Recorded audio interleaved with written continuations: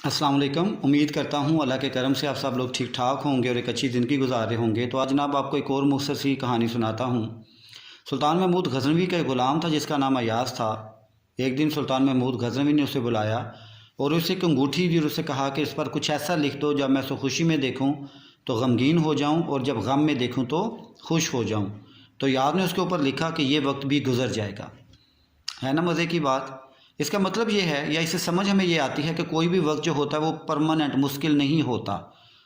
अंधेरे के बाद उजाला है, खुशी के बाद गम है, वक्त आता जाता रहता है। लेकिन हमें उस वक्त के अंदर असल में काम क्या करना चाहिए? हमें अपने इरादे को कमज़ोर नहीं करना चाहिए, हमें अल्लाह पे यकीन को कम नहीं करना चाहिए। असल इस कहानी के पीछे ये चीज़ ये है। और दूसरा, हमें हर चीज़ के ऊपर ये नहीं सोच लेना चाहिए कि बस अब यही होगा, बल्कि वक्त बदलता है। वक्त हमें सिखाने के लिए होता है जो कुछ देर के लिए आता है और चला जाता है। अपना बहुत सारा ख्याल रखिएगा। बहुत शुक्रिया। अल्लाह हाफिज़।